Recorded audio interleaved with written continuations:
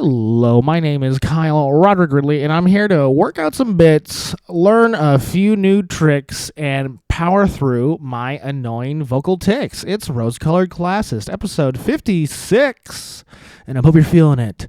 I hope the cosmic energy is swirling around you. I hope your sacrifices have paid off, your risks managed, your morals held up in court. I'm really so excited to be here. I am hungover. Far less hung than over. Really, this time, last night, it's 11:20 p.m. on a Wednesday. Tuesday night, I had 6 Modelo's in a very short amount of time, and it was too much. It was too much. I couldn't handle it. I've had a very hard day. My head, the lights, oh my God. And yeah, I ate like shit too. Oh, my body. Yeah, me getting drunk. Obviously not a good sign for my current mental health or my history, really. I'm a guy with a DUI. And I got drunk in the vicinity of where I live last night. And there's something about a guy with a DUI getting drunk within walking distance of his house. You know, there's something where you're walking real drunk and you go, was this what I should have been doing? This is what I should have been doing the whole time. Not getting so drunk to where you don't feel your feelings. You were supposed to be doing that, but what you were you were supposed to get blind drunk. That's correct. The incorrect decision was not getting drunk locally. No, getting drunk away from your house is a bad idea. And I've learned that lesson. I had a really terrible DUI. Horrible accident, very serious. I could have killed somebody. Could have killed myself. But I didn't, so I've had a pretty easy time with it. To be honest, no. Here's the question for today. Who cares if you did something bad? The important part is, did you hurt someone, and can they prove it in a court of law? Yeah, I walked, okay, and I guess that's what I should have been doing the whole time. Yeah, man, it's August. Morality has moved into legality, and we best do our best to figure out it the best. I'm the best. Best. My mind. I'm stressed. It's so fucking hot in Los Angeles. It's so hot. My hair couldn't be worse. I look terrible sweating, and it's really sad considering how fat I am. I'm always sweating, and it's compounding my ugliness. Yeah, man, I'm getting drunk, eating terrible. Obviously going through something personal. Not sure what. No, here's what it is. I have been on an economic climb. I'm climbing the financial ladder. I'm trying to succeed. And it's the only reason I do this podcast is to, possibly gain financially. And podcasting will be the only job available for human beings once the robots become sentient. And really just focused on making money for the long term. And I'll be honest, I've been taking a lot of risks lately. A lot of entrepreneurial risks. Yeah, man, I'm pushing the limits of myself, what I'm willing to tolerate, my tools, my trade. Taking a lot of time, taking a little bit of time. I'm focusing on my gut instincts I get when I try and make money, okay? Whenever I go into something possibly lucrative, I look inwardly, and I find pure evil. I look deep within myself, and I find outright stupidity, and then I act on it. And I've been benefiting lately. You could say I've been lucky. No, I could get into the specifics of me making money lately. Of course, I'm a process server. You know that. The listener, you've been listening, and you know that I work as a process server, serving legal documents to people, good people, bad people. Every type of person. I'm really just taking all the work I can. And, I make a little side money in comedy sometimes. And, just something I've learned, trying to work. I used to be a manager at In-N-Out. I used to work every stupid job you can imagine. Retail, restaurant, on and on, in the call center, on the sales call. And something I've realized in my little time trying to get ahead is that stupidity is a weapon. All right? If you're an idiot, you can use it to your advantage. All right? You play the fool. You set the trap. Life sometimes seems like a big pool hustle, right? everybody nowadays claims some sort of level of retardation, right? Some level of inherent ineptitude. They give out some reason why they're not able, how they're disabled, and it's obviously for economic gain. I've figured it out. Okay, first, everyone, we gotta realize that our legal system is the fucking lottery, all right?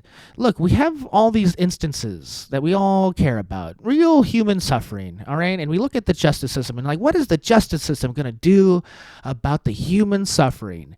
And that is to apply a dollar amount to it.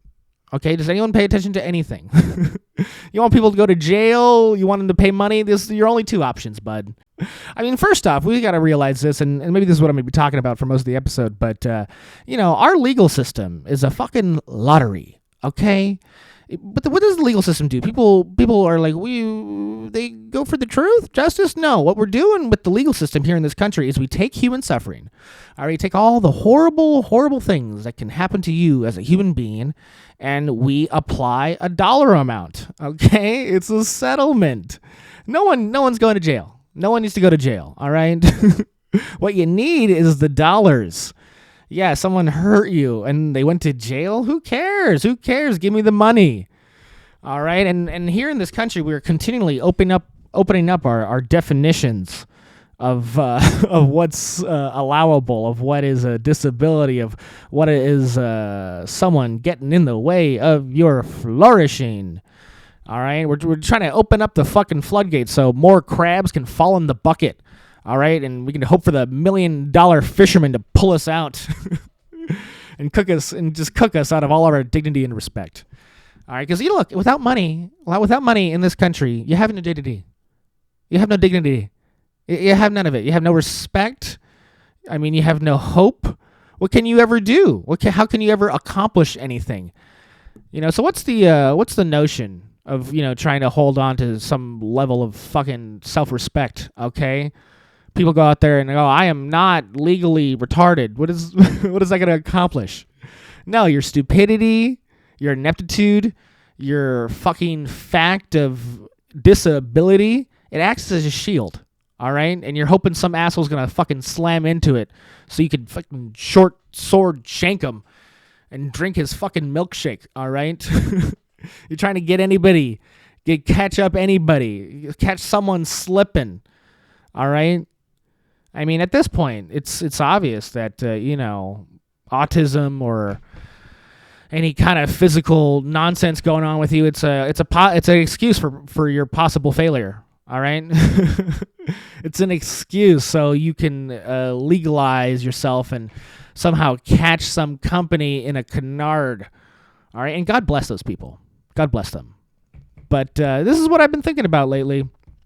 This is what I'm on about. I don't know. It's, the economy, it's so risky, it's so scary, everyone trying to make it all at once. It seems like the only hope, and maybe this is, what they teach in the textbooks, but you're supposed to risk. You're supposed to gamble. When you do take a risk, when you do take a gamble and try to make something of yourself in this vaunted world, this odd place, it seems to me that more often than not, there's a human being on the other side of whatever exchange you're trying to make. Whatever you're trying to get to pay off. Look around, all right? Look around. Everybody's everywhere. There's people everywhere.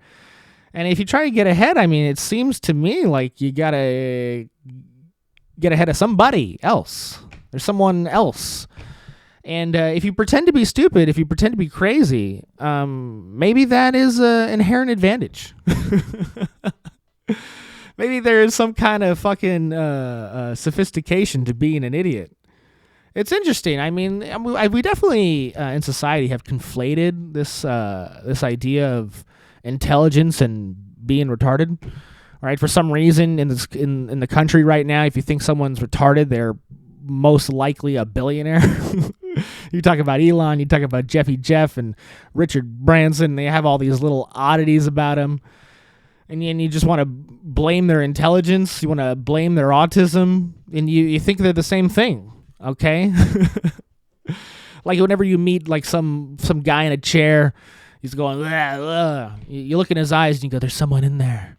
There's someone super, super smart in there. And I don't know, man. It's definitely that definitely doesn't apply to everybody. All right. I think most of the time, people are using whatever given excuse they have to trick you. It's like a ploy. It's like something like the hyper intelligent do is to seem dumber than they are, because this economy, you got to be a big bald gambler. We got to run the score, play the system, read the writing on the walls. And any edge you get, someone's going to see your edge and try to use it for themselves. But, if you're just out there pretending you're some dumb lucky duck, maybe it's helpful in keeping what you got.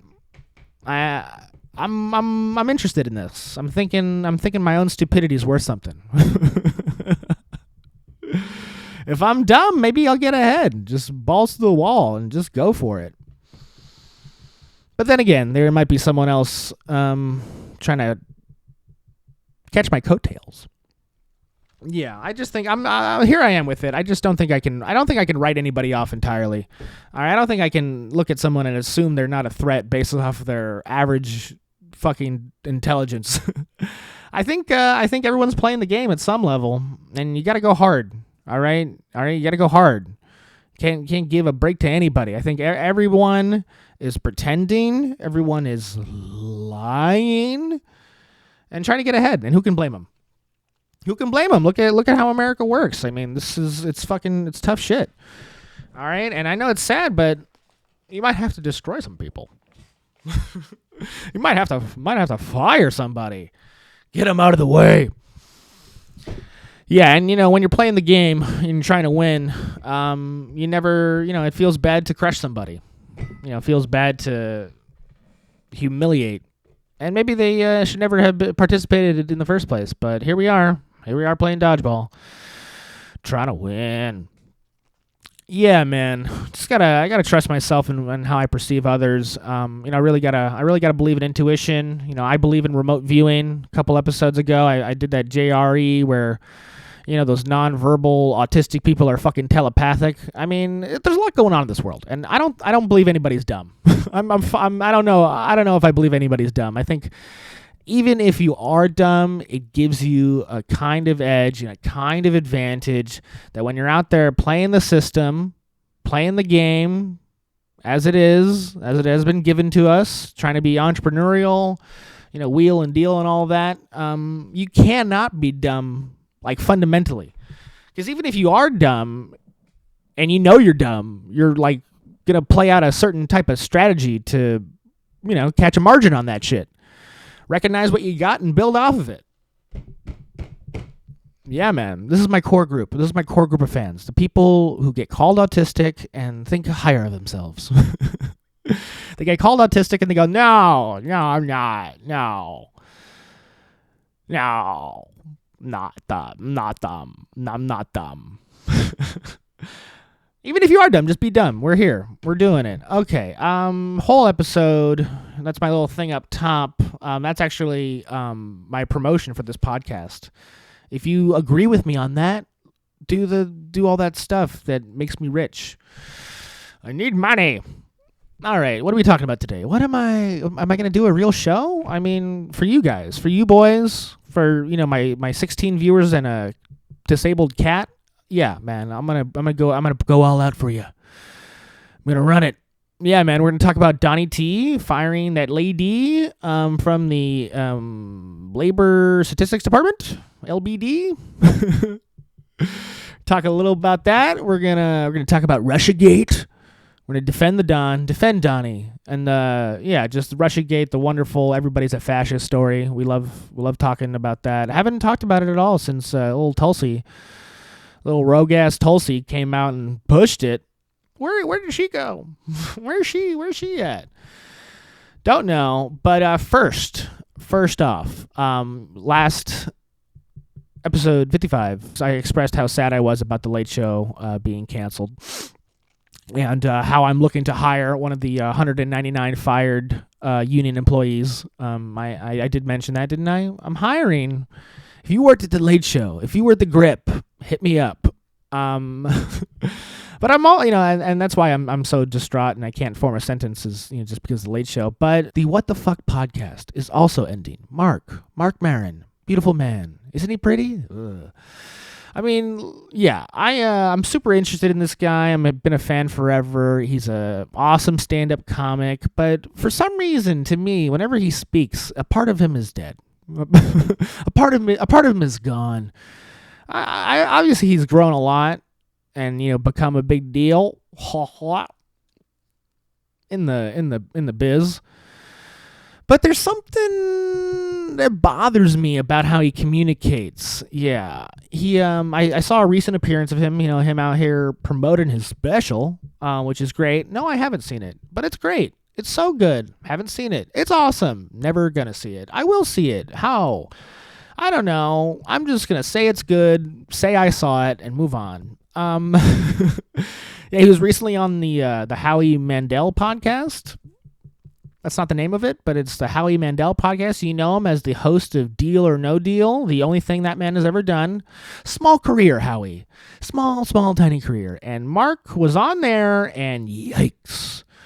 Ho, ho, ho. A lot of attitude, that man. And look, if you've been a listener to his podcast for any amount of time, you'll hear him regale about how he doesn't get along with other comedians, and I had a dispute with this comic back in '92. Is that an impression of Mark? No, but yeah, that was a big thing for him, talking about how he was trying to amend the past. I'm sober. Yeah, and his podcast was him starting it as a way to repair those relationships. And based off this interview, he's actually gonna have to start a new podcast because he fucking burned a few motherfuckers. Let's watch him. Let's watch him. Marc Maron. Shock value comedy. What's your thoughts on that? Well, at this point, it's lazy and sloppy and hackneyed. To be in a fucking club where, I'm walking down the hall at the comedy club, at the Comedy Store, and, in one room, someone's doing their bit about trans people, and then I get down the hall, and there's someone on stage going, well, I guess I got to do my bit about trans people. Like, no, you don't. You don't. It's hack now. I mean, you guys got the freedom you wanted. You can now say whatever you want. They're defeated. Their rights have been denied. The policies that you guys encouraged with your stupid material are now policy. And now, half the people under the umbrella of anti-woke, we've lost a tremendous amount of democratic-leaning ideas and movements. So whether they knew it or not, that's what they were spearheading. So now it's reality, and you want to still keep kicking them? I don't know that the comedians have had that much power. Are you fucking out of your mind? No, I'm being serious. Joe Rogan. I'm not going to. No, go ahead. Go ahead. You can't separate. Like, if the movement is like, we're being censored. No, you're not. You're not. There's no constitutional censorship issue with your free speech. You say things, and in a democratic shit show of an environment, like Twitter or whatever, there's cultural pushback. And I'm not saying that it wasn't. It was pretty bad in terms of people getting canceled and stuff, and I agree that was an issue, but that's a specific issue. To frame it as some sort of free speech problem was a misdirect. It wasn't. It wasn't a free speech problem. It was that people were getting cultural pushback. That is not a constitutional issue. No one was being put in jail for saying anything. That's a free speech issue. But my problem is you're going to start talking about anti-woke, and that's going to be your point of view. That's going to be your ideological, grounding for what you do. Okay, that's fine. But why does it have to be the same four fucking things? It's like they talk about the same shit. And I don't know a better definition of hack. I mean, after a certain point, it's like, what juice does the word retard really have? How much shit do you have to give trans people? What is your big problem with gay people? What's your big problem with women? It's like, what is this, the fucking 80s again? And it's so, to me, the problem is that language evolves. Okay, we don't use the word chink anymore. Well, maybe some of them do. You don't use the word oriental anymore. You don't use the word colored anymore. Is that, in a democratic world, people learn to treat other people with respect, communities, and live with it. So this pushback, I don't know how you frame it as anything other than. But I think it's an outward vocalization of the time. I just went and saw Ricky Gervais at the Hollywood Bowl. What a bore. Marc Maron, everybody. I don't see how he doesn't get along with people. I don't. He's nice. He's a nice guy. Didn't bore me. Oh, okay. Now, why am I bringing up Mark? I think that this portion of the interview was just so hot that, see how this guy really acts and how he really feels and taking a stance. What is that stance? Okay, on the one, he makes some points about comedy, and Mark's right on with the comedy. Mark's a comedy genius, all right? He has a good point about how, if you're out at the comedy club, if the same comics are talking about the same topics, it's not good for the business, it's not good for the art. I mean, comedy is crazy at a club, okay? I mean, when people just go up one after the other, after hour. The great comedy we talk about and we think about is typically consumed in a 45-minute increment. For Mark, it's an hour and a half. But it's self-contained within one show. So who cares? What the fuck a comic before talked about? I mean, it's not even. This is a show. This is all self-contained. So when you're at the comedy club, it's an odd place. He has a great point about that. Now, talking about the political impact of comedy, obviously what gets Mark so hot, and I talked a little bit about attitude and perspective, and Mark has an opinion inside of a paradigm, right? He thinks about the world a certain way and is going off on it, and maybe I don't agree with it. Now, first off, I will, second off, third off, Mark, where are you? If only I could do this podcast with Marc Maron, I would come off a lot better. If he was sitting with me, really, no. If Mark knew me, he would realize that we're a lot alike. Look, if I could make the Comedy Store any money, I would perform there, and he would find out that me and him, we're a lot alike. We're the same guy, really. I'm not Jewish. No, yes, comedy in the last little bit has had an outweighed influence on the culture. Yes, all right. Politically, another word. Yeah, and everything that matters, the whole conversation, the national conversation has 100% had a huge, comedy has had a huge impact. Comedians have had a huge impact on the national topic of conversation at any given point. And I get it, man. Comedy is the fucking, most popular thing in the world. It's all that really matters when you're hanging out with your friends, getting a laugh in, and with social media being, inherently ridiculous, comedy thrives on it. Okay? Yes, comedy has gotten real big, and it's doubtful it's going to get smaller, okay? I mean, look, even if, people stop coming to the live shows or another comic starts taking up more of the ticket sales, I mean, look, there's always the online market. And, as far as trends go, comedy seems as sturdy as possible. Again, this will be the only job left after the robots kill us. Only people who will be left alive are comedians and something else Peter Thiel said. Okay, yeah. And, comedians get a lot of respect, for sure. And maybe people listen to them more versus another, say, expert or whatever, right? People know a lot about comedy. People know that it's fucking real hard to make it. Okay, it's incredibly difficult. So, when people do break through, often the national public gives them a lot of respect, okay? There's a lot of respect due to a comedian, the comedy of a comedian, the comedian of comedy. What? There's funny, people respect funny people. That's what my point is, all right? Moreover than if you're just a fucking lawyer or doctor or a person who went to school. Okay, and I know, that I'm young, and I got 8 views on my last podcast, but I would agree with Mark, okay? Yeah, comedians ought not to move the needle. Not the job. As a stand-up comic, detached, distance, funny, poke. But something that, Mark, maybe this is my big issue with how mad he is and why maybe I don't think he has the right. It's because, this is happening at this insane technological revolution, all right? Our identities as stand-up comedians. I don't know why I keep messing that up. Our identities as stand-up comics, they're not static anymore. We all have to have multiple jobs. All right. If you want to make it in stand-up comedy now, you got to do a whole lot of other jobs. When Mark was starting out, yeah, man, you be the comic and that's it. That's it. But nowadays, we're editors, we're marketers, we're fucking operatives trying to get the deals done with the sponsorships, and we wear a lot of hats. Okay, so when a comedian does maybe take a political stance, I think that a lot of us exist outside of the art.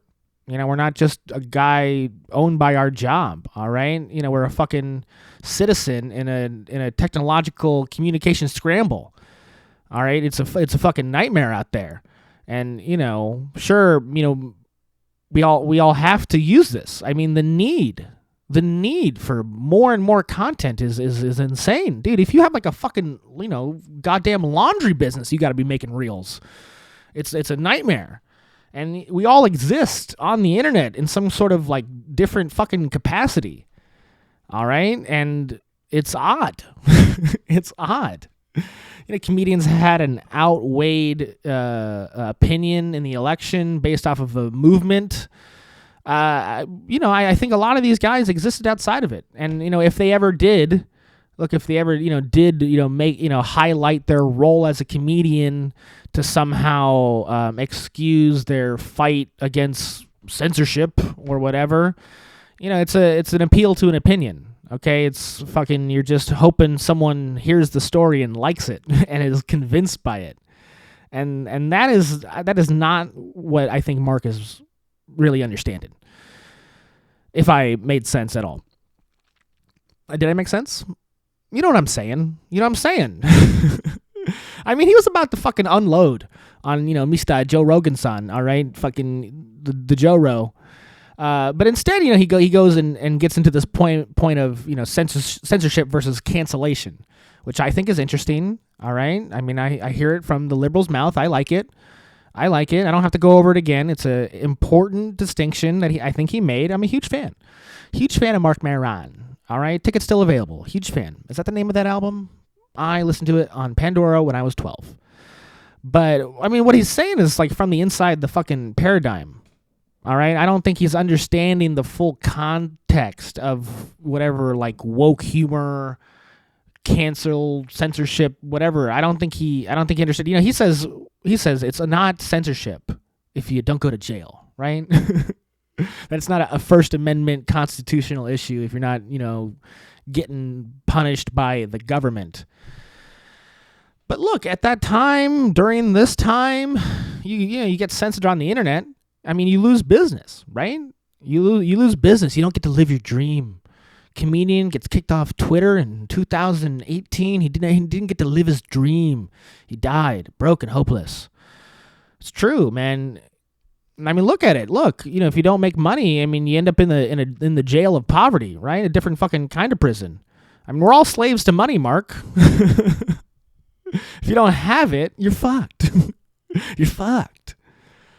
So yeah, in this weird new fucking business, everything is changing so fast, you get canceled on the internet.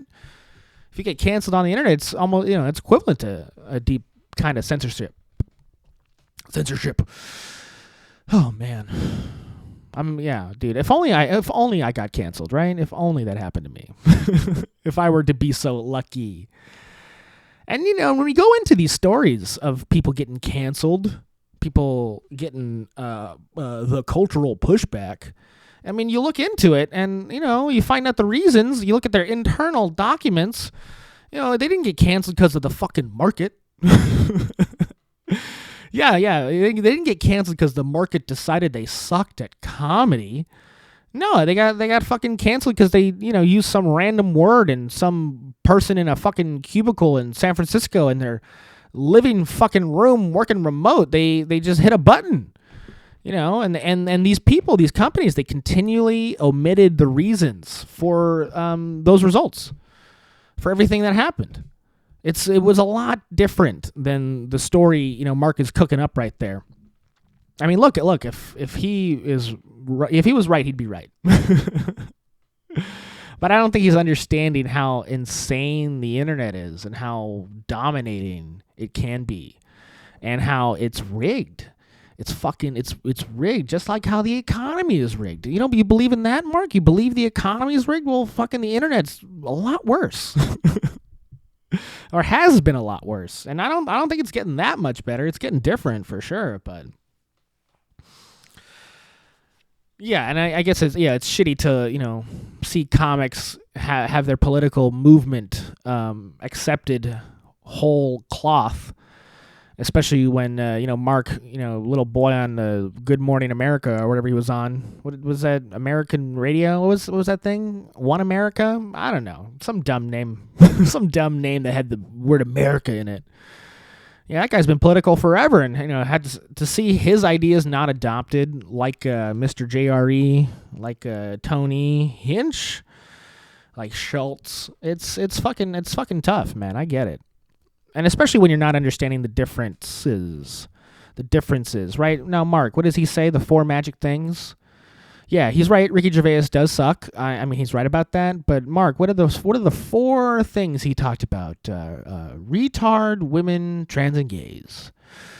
Retards, women, trans, and gays. Let's sing it, Mark. Retard, women's, trans, and gays. The 4 magic things. Now, were these the issues that all these comedians went right wing on? And paraded around like it was the issue of free speech versus, what Mark says it was, the ability just to be mean to the same people we've been mean to since the 80s. They were fighting for that and not some broad, powerful concept about being able to, make money in the new economy. I mean, look, he's right. Mark has a lot of legs to stand up on, on the comedy. Yeah, hack shit is hack shit. Please don't let me do jokes about trans people. Someone stop me. Please, someone stop me. We figured it out. Like he said, it's done. It's over. How can he keep doing it? But on the political side of it, again, I think he's a fucking amputee. Nothing to stand on at all. Nothing even to prop himself up on. The political influence. He gets really mad at Howie. You see that? He gives Howie the business. He's saying, yeah, man, you can't differentiate comedy and political influence. How your art is, enforcing an idea. You can't separate them. And I think he can. I think he's completely wrong on that. Look, Joe, all these people, look, they have their vocation. They have whatever vocation they have. But, beyond that, he's a citizen. She's a business owner. And these people have to put content out at a fever pitch. All right, you got to be a human being right now. You got to be able to put out all the content all the time, no matter what you're doing. And I guess it comes with a political stance. It's so new. You have to. Who knows what you think? Who knows what's going on, man? So sure. There's people out there who sometimes make money doing stand-up comedy. But, these people, they have to exist on another level. We all have to exist on another level. We do, digitally, in a way that is, no one's wrapped their head around, okay? You don't just get to be a thing in life anymore. You don't just get to be a guy who does a thing and that's it. No, nowadays you have to be some kind of fucking all-encompassing entity, who operates in multiple spaces. You got to diversify the portfolio. We are the portfolio. You can invest in me. Make me a fucking non-fungible token. Let's do this shit. All right? And so, yeah, man, when you're a comic, you do comedy. But when you interview somebody, you're an interviewer. When you're talking, you're talking. When you're just a person living in America with the economy, how it is, with the political climate, how it is, we're just forced to talk about it. We're forced to talk on the internet. There's a gun to my head right now doing this podcast. It's my own.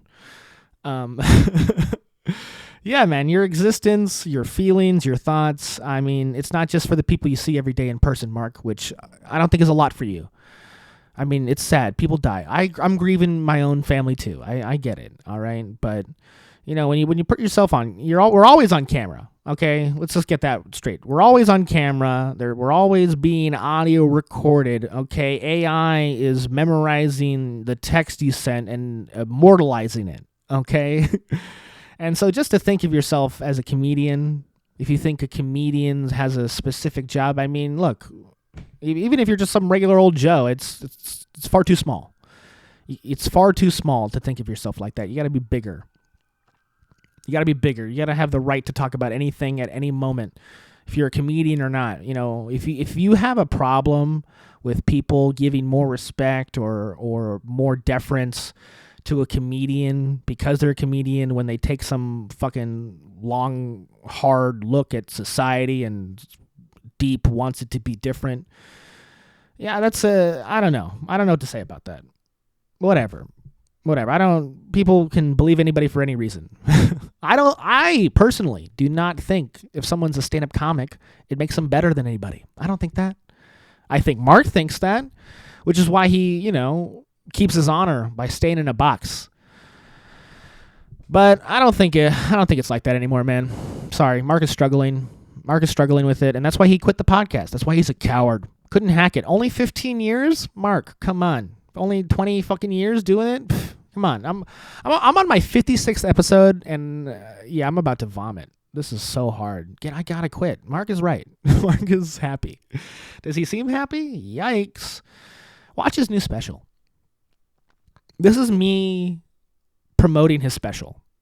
I think he's a genius. I think he's a comedy genius. When he's a comedian, genius. When he's doing all the other stuff, no idea what he's doing. Because I don't think he even thinks of himself. Yeah, the narcissist doesn't think about himself, or he's trying not to. I don't know, man. It's obviously a difficult period in time for this guy. I mean, the internet's making narcissist of us all, and he seems to have worked his whole life not to be like that. So I get it. A lot of respect to him. I love Mark. Let me perform at the Comedy Store. We can look at each other in the eyes. We can look at glasses to glasses. Get real close. I don't know. We should talk to Mark about Israel and Palestine. We should do that. Okay. All right. To the news. Little news. Things I'm kind of interested in this stuff.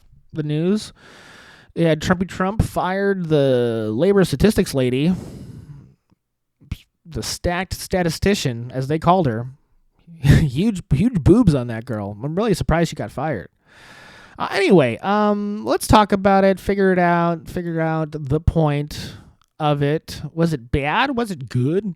Who knows? But again, I'm on my liberal fucking turn. I'm listening to all the liberals talk. So please, my favorite liberals, PodSaveAmerica, PodSave me, Pod saved me. It was 2021, and I looked into Spotify and I go, please fill my life up with something. And it showed me PodSaveAmerica, and I've been listening to these guys for 4 fucking years, man. 3 years, a long time. How does math work? I'm not good at math. I shouldn't be the head of the labor statistics department. I know that. But let's hear them wane and whine. My white guys, my cute boys. Pod, save me, America. Do it. But let's start with the fact that the economic data released by the U.S. government will no longer be as trustworthy because Donald Trump fired the economist who ran the Bureau of Labor Statistics after we got a bad jobs report on Friday.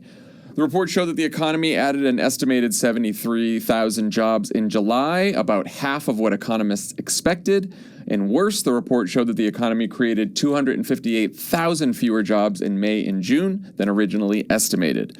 On top of that, we've had fairly anemic economic growth in the first half of the year, and inflation has started ticking up again. The reason for all of this is not a huge mystery. As the AP put it, quote, U.S. hiring is slowing sharply as President Donald Trump's erratic and radical trade policies paralyze businesses and raise doubts about the outlook for the world's largest economy. This undoubtedly led to some self-reflection on Trump's part, who promptly decided to shoot the messenger. Dr. Erica McIntarfer was confirmed by the Senate to lead the BLS in 2024 by a vote of 86-8. 2 of those yes votes were from Marco Rubio and J.D. Vance. But sadly, she had to go because she and all the nonpartisan economists who work for her didn't count up the number of jobs in a way that made Trump look good. Here he is Sunday offering his trademark non-factual explanation. We'll be announcing a new statistician sometime over the next 3-4 days. We had no confidence. I mean, the numbers were ridiculous, what she announced. If you remember, just before the election, this woman came out with these phenomenal numbers on Biden's economy. Phenomenal numbers. And then right after the election, they announced that those numbers were wrong. And that's what they did the other day. So it's a scam, in my opinion. My opinion is it's just additional scam. You guys want to take a crack at explaining why this is such a big deal? So crack away. Crack away, cracker. That's inappropriate. I don't listen. Maybe you're too hooked on woke Jaguar, but we're not saying that kind of thing. We will get to woke Jaguar. We'll get to woke Jaguar. John, and Tom, PodSaveAmerica. Thank the writers. Really, Jon Favreau, great reader. Great reader. Who wrote that for him? Not him. Baby. Look, a lot of hot cuts in that in that little clip, and I didn't make those cuts. That's him cutting. Okay, yeah, some union member made those cuts over at PodSaveAmerica. And look, I understand it's hard, okay? I cut myself up all the time, all right? My podcast is like an old lady walking up to the cashier, all right? Bitch is going to get cut, all right? But I show these boys, these cute Mm-hmm. because they're talking about something I'm interested in, but also it's like their attitudes, right? I'm also talking about attitudes today, and you see these guys, and it's like, yeah, how are the Democrats losing? By being posh? By being a little stuck up? Those guys literally fucking stuck up. What's going on with their fucking spines? I mean, look, these guys are heroes, all right? They're doing more than everyone else on the fucking planet to help the Democratic Party, okay? They got fucking charities. They got the fucking vote push. They're trying to hire talent, get people involved, make them run for office. All right. I mean, look, to do more to help the Democratic Party, they'd have to start killing chefs and stop talking about the Epstein files. All right. Only way to help the Democrats more. These guys, they stand for something. And what they stand for is to pee. I'm an anti-woke comic. I'm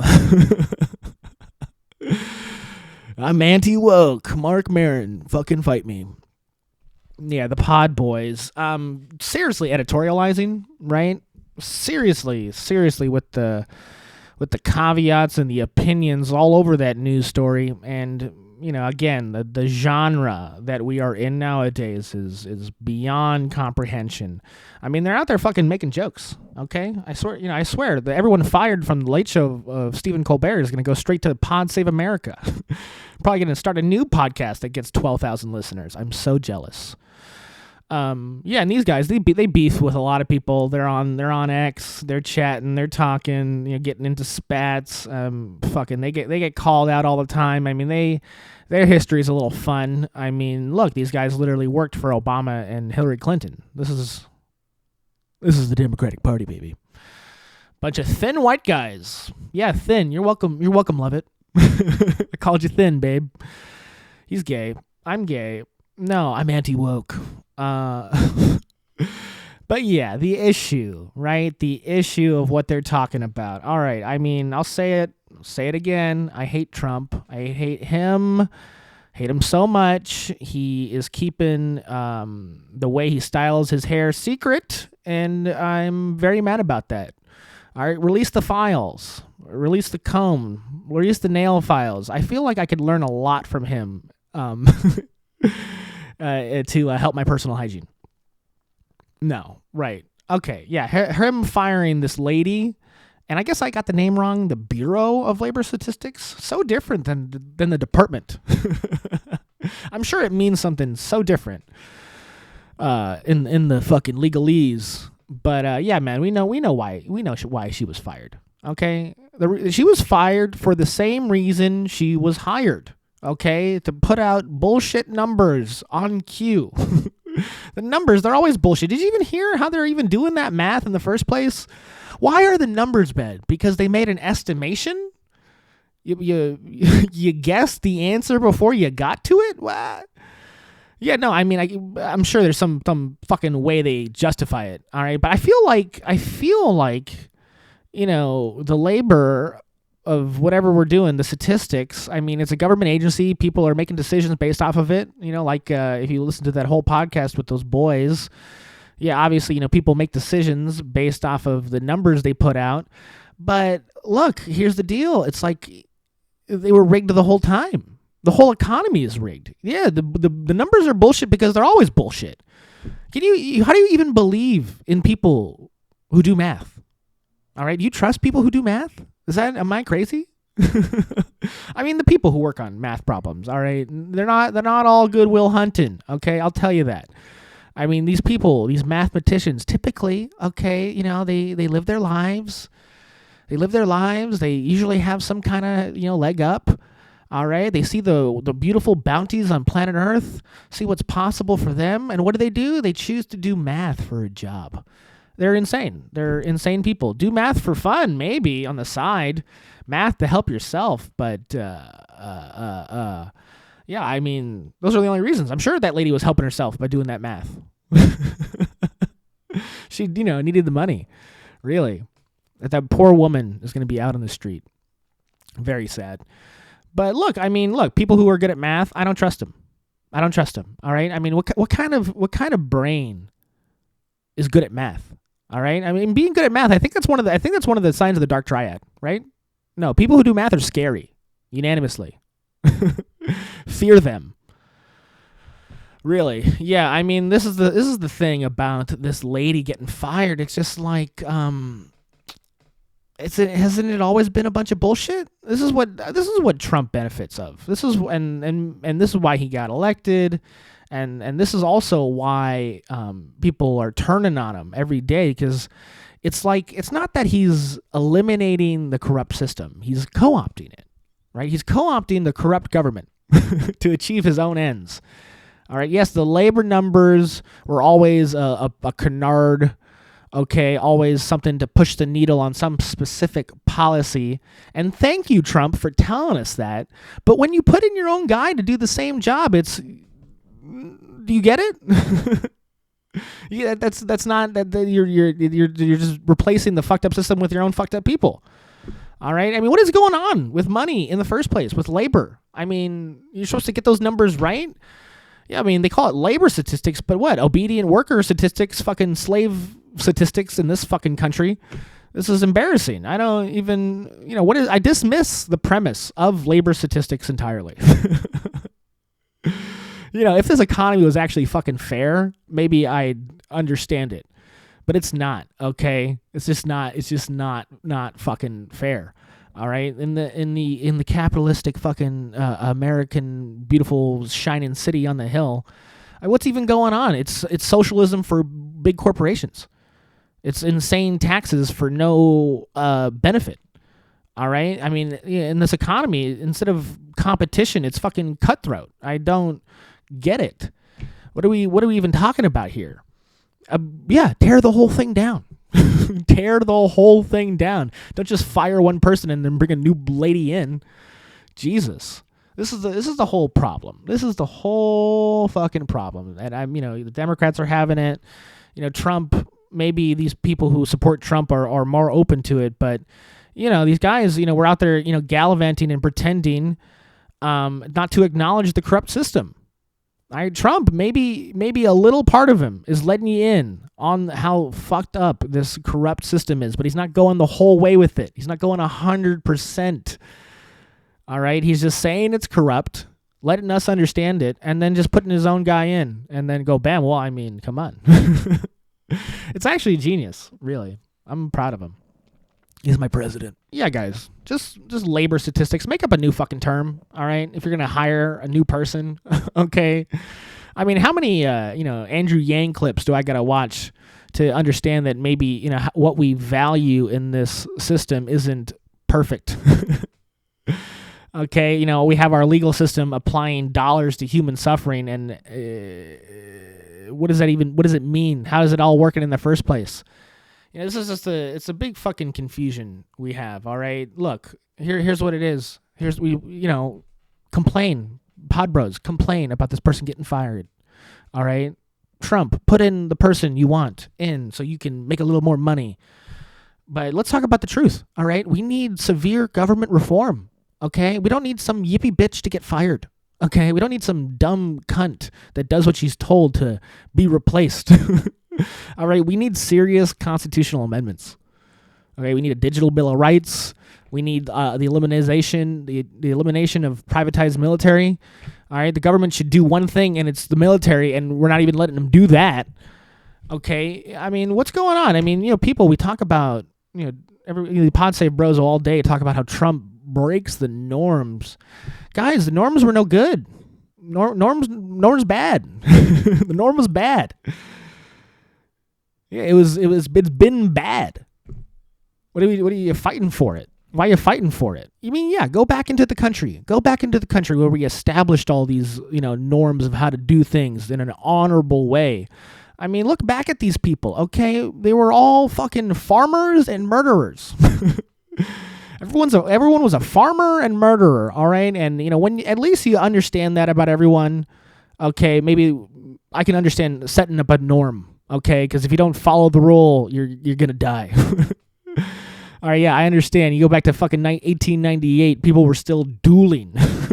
All right, yes, there was more honor.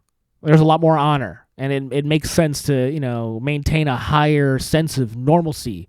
Because, when it all goes awry, people die. Okay? But nowadays, the only way to kill someone is to make it look like suicide. And that's harder, right? That's harder? I think that's harder. For how many people look like they get suicided, who obviously are murdered, but it looks like, suicide. You have to assume it's a lot easier than you would think. You have to, I would think would be very difficult to set up someone's suicide. But for how often it happens, I guess it's pretty easy, right? That's the world we're living in, okay? It's all fucking Machiavellian, manipulative nonsense. Just lie after lie after lie, okay? Yes, back in the day, when you can kill somebody, the truth had a little more power.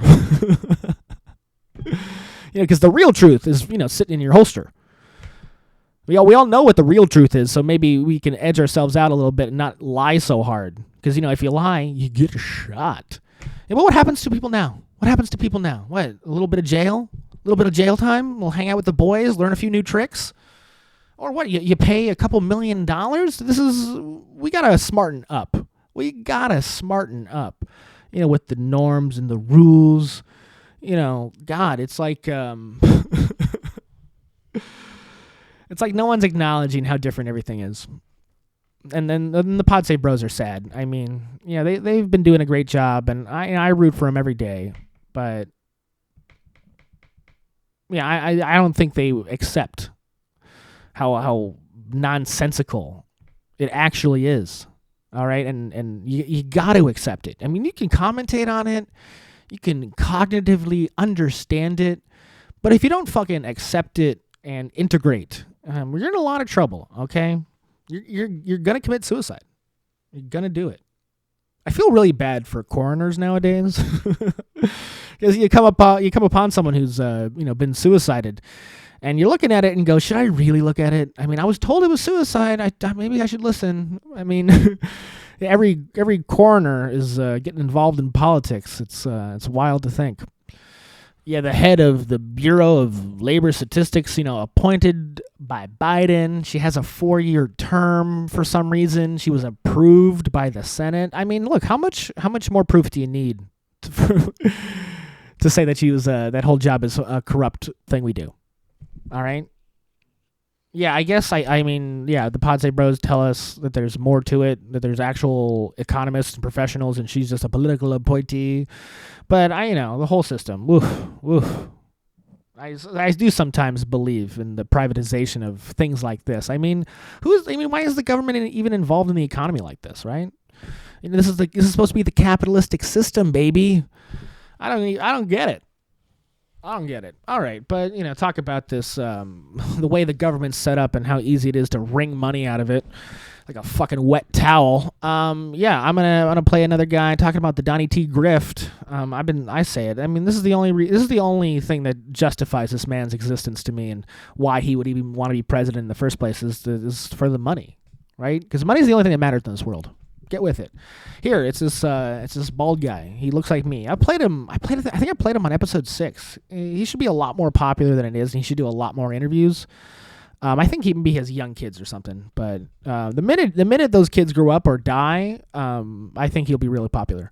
It's what's his name? Don't know it. Here he is. Its first 100 days of the Trump administration will go down in history as the greatest grift in the history of our economy in terms of the amount of money stolen and the size of it over the shortest period. Just some data here. Trump-affiliated entities have made at least $300 million in trading fees. The Trump family's net worth has increased by $3 billion, or $1 billion a month since he took office.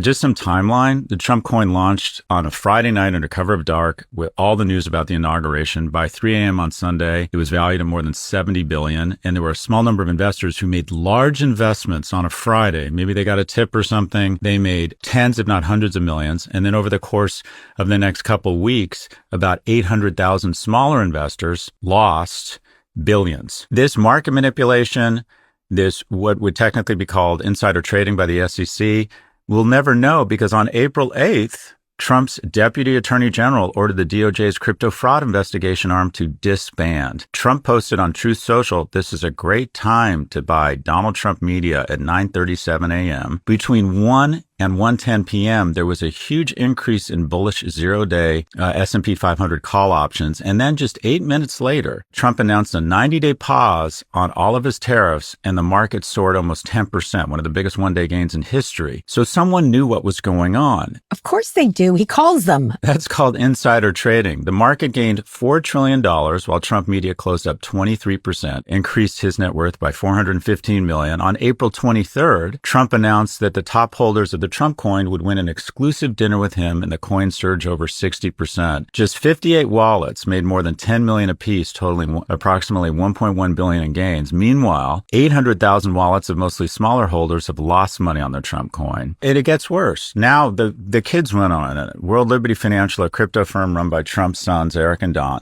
Jr., and they are entitled to 75% of its revenue. And now it's being leveraged to facilitate pardons for criminals. Justin's son, a crypto billionaire, was under SEC investigation for securities fraud after investing $75 million in World Liberty Financial. Guess what, Kara? The SEC dismissed his case. This is what fucking infuriates me. I'm a realpolitik guy. I don't mind a little bit of corruption as long as it's good for all Americans.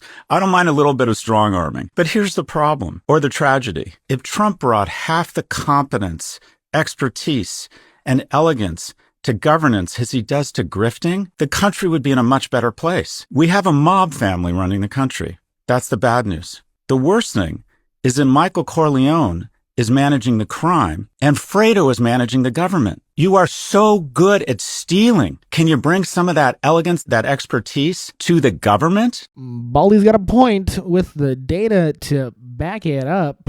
Really like that guy. I wish I would look like him when I finally have to shave my head. That's my hope. It's gonna be a lot worse, a lot shinier, I really think. But right on. I mean, look, this guy is serious. I like him telling you the truth. I mean, is it not so obvious? Is there anything to debate right there? Anything you feel like debating? I mean, trying to fucking debate that idea that Trump is just grifting the fuck out of all of us, trying to argue against that's like trying to argue for Israel. It's real embarrassing at this point, and you should just shut up. See if you can keep getting away with it. All right. I mean, seriously, who are the 58 people? Why? I mean, the people who support him, that's who he's robbing. It's so odd. I'm trying to figure it out. I mean, people focus on, what it means to be president with the honor, having honor and running the world. But I don't know. I think we definitely, he talks about realpolitik. I already said the term Machiavellian like I understood it. Here's the thing. It's like, what is the president? What is he doing? What power does he really have? What makes everybody actually move? And I don't know. It's definitely not the title. Okay. I feel like there are people who run the world. Okay. And, there are positions available. But that's what it is. It's like a vocation. It's like a specific type of job. All right? Being the president, we look at it like, well, it's the president. But no. It's just you're part of the whole thing of what it means to run the world, of the vocation. You're just like it's a big company, and there are, big jobs, and there's little jobs, and, this is how it is. Okay? Like, basically the idea, I think, of what it means if you being in a position like the president of the United States, prime minister of wherever, lots of prime ministers to be, and you, that's your little spot in the board, but the board is what it means to, be a world leader. And I think the idea, or at least what it seems to me and how it's all playing out, is you look at human beings and you don't look at them that way. You look at human beings and you think about, are they just human beings, or are they numbers, tools, objects, and weapons? I know it sounds cruel. Okay, I know it sounds odd that hopefully that's actually not what's going on, but I'm convinced, ruling the world, it's a job. Okay, it's just a job, like any job is a job. You're in a big company, and it's a hierarchy, and you got leaders, you got bosses, you have people in departments, and yada, yada. All right, you got people in departments. How's a guy supposed to make a living? By making a killing, all right? You look at the concepts of scarcity, supply and demand, and you apply it to your loved ones. All right, running the world is, the president's just a small piece, just a small part of that. All right, and you'll be replaced. You'll only live 25 years. I mean, how many more years can Trump even be president? Physically, not legally. How long will his body last? And sure, like us normies, I get it. Like, it's hard to, look at our family and put them on a graph and give them a specific value, give a number to their existence. Okay. And yeah, everyone's told all day that our friends and family and the strangers in the night, we're all beautiful, intrinsic, special, unique, infinitely valuable thing. But I am convinced that's a lie. Okay, I'm convinced that's a lie propagated by the elites. Okay, so we value our loved ones, and we don't want to put them in a position for them to be harmed. Yeah, the president's stealing money, grifting everybody, putting certain people down, using his base, using the resources. All right, look, Trump. What does it mean to exist? Look, he has 800,000 people who want to give him money. All right? And how do you make a great return? Crypto. It's so obvious. And you have the 58 people you like. Come on. He likes 58 people. That's a good sign. Trump's a good guy. How many people do you even like? I'm sure you're not even in the 20s. Okay, but he likes 58 people and he helps them out. He's running the world. He's just a little part of it. He's got to protect himself. All right? Yeah, the job is, we have our own definition of it, but I think we really got to get away with that, get away from that. All right. People are being looked at in an odd way that most of us don't believe, and unless we try and understand it, we're not going to get ahead. We're going to let Trump, steal the money instead of us. All right, we have to grift the money. We don't get that? Okay, human beings. We don't have intrinsic value. We have our maximum value divided by the chance for someone to murder us, multiplied by how many people we can help. Simple. I understand math. I'm about to get canned. Okay. I'm almost in the can. Last segment. I gotta talk about Russiagate, because again, I'm so anti Donny T here. I gotta support him. He's my man. I really want to look like him. I want to look like an older man. I'm 30. I'm beautiful. I should love it. Yeah, these boys I'm playing on the fucking show tonight. Is everyone a dude? Holy shit. That lady was in there for Howie Mandel and this last clip. Okay, all right, representation. Still no black people. Not talking about them tonight. Still no Jewish people. No, there were Jewish people. There were Jewish people in this podcast. They always are. I'm so sorry. I am so sorry for saying that. I did not I'm riffing. You see me. I told you I was hungover. Right, Russiagate. Fuck. This is a fun podcast. I'm glad you're here for it. Yeah, Russiagate. Yes, look. People, everyone's doing bad stuff. It's so sad. And Trump's a victim. Trump is a victim. Imagine that. Imagine a world where he's a victim. And it's true. Powerful concept. Gotta understand it. So please, I'm gonna play Glenn Beck, and I regret it already. But he has something to show you. Please, Glenn, who gives a feck? Let's hear you talk, bud. I'm so excited for it. To delegitimize the new president, and I want to go through step by step. We'll hit everything: dates, players, deceptions. But this is a timeline, and it's complex. Hopefully we'll be able to get through all of it. This is the timeline of Russiagate, the hoax that nearly tore our nation apart. In fact, it still might. This is a mass conspiracy, and it is all weaved together in three chalkboards. You haven't seen this 3 one tonight. Now, on December 8th, 2016, the Presidential Daily Brief draft, just a month after the election, states that Russia, quote, did not impact the recent U.S. election results. Well, now this particular, because this draft comes out here, that means he's the president-elect. So if it's in the Presidential Daily Briefing, Michael Flynn and Donald Trump will get that same draft. They will see the same report when it comes in. So later that day, phone call comes in. Stop. Do not release that draft. Do not give it to the president. Why? Well, it came from the Office of the Director of National Intelligence. Quote, based on some new guidance, we're going to push back publication of the PDB. It will not run tomorrow and is not likely to run until next week. Notice it says on some new guidance. Guidance, not new information, new guidance. And who gave that guidance?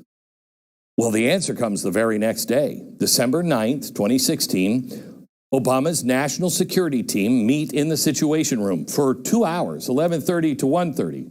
Take a look at the names that attended. Barack Obama, Susan Rice, John Brennan, James Comey, Ben Rhodes, John Kerry, Loretta Lynch, Jay Johnson, Victoria Nuland, and Joe Biden. I mean, this is the deep state. It is the biggest deep state officials, the gathering. It was like a deep state picnic. Glenn Beck, proven it's a mass conspiracy, especially given the way he's organized it. It looks like a conspiracy when you put it up like that. All right, I swear to God, it looks like he fucking asked ChatGPT how to make something look conspiratorial. Okay, and it's fed, but yeah, chalkboards, headshots, multicolored stencils. Yeah, it's a crazy story, and he made it look crazy. And I did let him talk, though. I did let him talk, and I'm calling it crazy, but that's not to say it's not true. It's 100% true. And thank God, Glenn Beck told me about it. I swear, he's out there talking like a defunded PBS broadcaster. He's like just fucking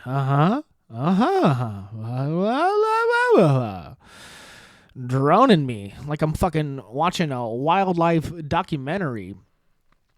And man, okay, all right, yes. So we understand the problem? I don't have to explain the problem. I let Glenn Beck talk for a long time. I don't have to go over it again, right? You get it? You get it. It's not hard to figure out. Basically, they tried to hide some information, like the fact that Russia had no real impact on the election. They were trying to hide it from Donald Trump. Glenn Beck does 45 minutes. I watched all of it, pulled that out. That was probably the worst thing that happened. Probably the worst thing that happened. Everything else is kind of par for the course, right? I mean, Yeah. I said it already. Everyone in the government is a criminal. In the economy, we all have to be criminals. It's fucking human life is equated to a dollar sign. It's pretty fucked out here. And you look at some kind of conspiracy like Glenn's showing us, and I mean, it just looks like a mob family versus another mob family. I mean, we had the bald cutie bring up Fredo and Corleone's and the Godfather. Yeah, and this is how it is. And this is how it's always been, all right? There's a mob family running it, and there's another mob family trying to get in charge of it, and then they kill each other. That's how it works. Okay, I mean, it's a surprise. It was a surprise to me at one point. I mean, I remember watching like The Sopranos for the first time, and it finally hit me that mobsters kill each other, gangsters kill each other. When I was hearing that about the Crips and the Bloods, I just thought they were being racist. But if you're actually a gangster, your number one enemy are other gangsters. And am I supposed to be mad at the gangster Democrats going after Captain Gangster Trump? I mean, this is what am I mad about? What am I mad about? Do I want the cops to take care of this? Do I want the cops to take care? No, the cops are there to enforce the money stuff. All right, and there's no money involved in what they're doing, right? I mean, who's making money off of that? It sounds like they're spending money. If anything, they're helping the economy, giving important, productive members of the economy a job. Yes, there's a massive conspiracy, and they created jobs, Glenn. I remember a time you cared about that. I remember we're all caring about jobs nowadays. All right, I swear. What Glenn talking? He's like, he reminds me of. I know he's a famous actor, and I'm a jerk for not knowing his name. But Riker from Star Trek: The Next Generation. There's these memes that go around from this show he did, where all the stories are fake and they're sci-fi or whatever. And Glenn is exactly like Riker in that show. The way he talks is such a drone. Just really, he's like Glenn Beck is like if a teleprompter could talk. It's actually infuriating. There's something about how he talks. It reminds me of CNN. It reminds me of fucking NPR. And he's like his own guy who, thinks his own feelings. Yeah, ask Glenn Beck about Israel and Palestine. See how that one works out for you. Glenn Beck will single-handedly bring back the Messiah. Okay, if you didn't know about him. But I mean, he's right about the Russiagate stuff. Which is tough. Yes, I hate him to an extreme. I know that. All right, and you know what? Actually, I'll say this. I've said this to Michael Knowles, but Glenn Beck, if you stop doing your show, I'll stop doing mine. That's a good deal. You don't hear that deal very often. All right, and no do-overs this time, Glenn. You don't get to bring back your show like last time, like this time. You're on the show again. What happened to you losing it? I remember that time. That was fun. You got canceled. Call back. No, he got censored. Right on. Okay, we could talk about why Russiagate's back and why we're jamming about it. I mean, he planned to go through it the whole time. A lot of campaign talk. I appreciate it. And yes, it's fucked up, but it's gangster shit. I mean, that's the thing. We have to accept that Democrats are gangsters too. All right? I mean, this is part of maybe, again, why they're losing so hard and why they're being so weird and why the pod bros seem so disingenuous all the time. Because I don't think they're willing to accept that, the only way to run the world is by being a criminal. It's like running the world, you have the president as, it's a whole big thing. Being the president is the end-all, be-all, anything. It's a fucking position. And you're out there trying to make a play. Yeah, I mean, yes, maybe the United States is the quarterback of the global fucking, military conglomerate. We're all fucking wanting to kill each other, and this is the game. Yeah, and Democrats, I mean, I don't know. It just seems like if any group of people doesn't understand it, it's them. That they're not getting on board with fucking, lies are the only way to win, okay? Yeah, it's fucking, justice is blind, all right? Just the system, it doesn't see shit, and justice ain't gonna rat on anybody, all right? There's no way to prove anything, and you gotta fight fucking tooth and nail and get evidence for yourself, all right? Every fucking fight and political movement and policy is some fucking dirty bare-knuckle brawl, all right? And people, and I don't know what it is, but there's like this faux righteousness, going around, has been around, like as if taking the moral high ground actually works. Has it ever worked? I don't know. Look back in the past. I mean, it seems like the lies are the big winners.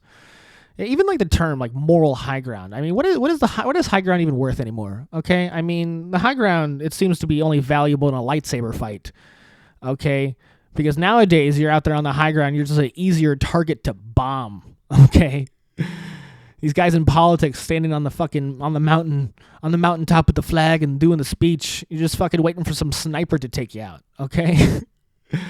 No, I mean, seriously, if you have any desire to be a part of politics or be a part of making something happen in your life, make a fucking dollar for Christ's sake, I mean, you gotta fight to win. All right, and who gives a fuck how you do it? I mean, look, the whole world's run by ruthless barbarians. There's no honor. We're all lying. We're all fucking setting up fake companies to entrap each other. Game is unfair. All right. Yes, the only way to win is through subterfuge.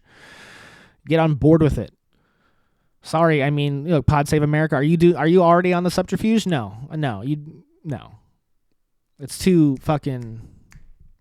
Or at least they're not getting sophisticated about it. Yeah, I mean, the game is unfair, all right? It's been a long time since I played comedy because I'm trying to avoid copyright stuff.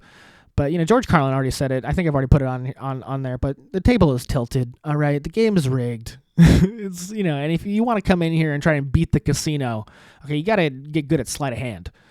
Throw in the weighted dice already. Okay, that was the podcast. I did it. I wrote a lot of this. Could you tell? Could you tell my eyes were just fucking real weird? Can't tell through these glasses, right? That's the secret. That's why I wear them. Rose-colored Classist. It's 12:52 in the morning. Thursday. You're welcome. Putting in the work, doing it for you, baby. So please like the podcast, hit the thumbs up button. And if you don't want to do that, just wait until they get a new emoticon for the like. All right, I'm sure there'll be a time where the robots are in charge, and it'll be a little square instead of a circle, instead of a thumb. It'll be a little fucking little pair of scissors or something. I don't know. Yeah, so wait for that. Wait until YouTube becomes obsolete until you like the podcast. That'd be fun. All right, and commenting, do it. Start a fight. Attack somebody. At somebody. If you could tag Barstool Sports and tell them I ate a lot of pizza yesterday and I didn't really care about the quality. I drank a lot. I really fucked up. And and if you want to subscribe, oh man, follow, hit the notification, hit the bell. All that, yikes. I don't want you to. That's the problem. That's my unfair position, my unfair fucking policy, principle. I mean, I'm talking all day about how the game is rigged and how I just have to lie in this moment. This is the moment I need to lie to make my money. This is my cryptocurrency, asking you to subscribe. And I just can't pull it together. I'll never win. I'll never win. I mean, look, I'm doing this at 12:52 in the fucking morning. How am I even going to get this onto Spotify? This is this podcast would do great if you couldn't see my face. Yeah, all right. Again, if any of the fired people from The Late Show want to join me in my studio apartment, please email at rosecoloredclassist@gmail.com. DM yeah, I said that right. It's the technology. I'm trying my best too. And anything else? Nope. Bye-bye.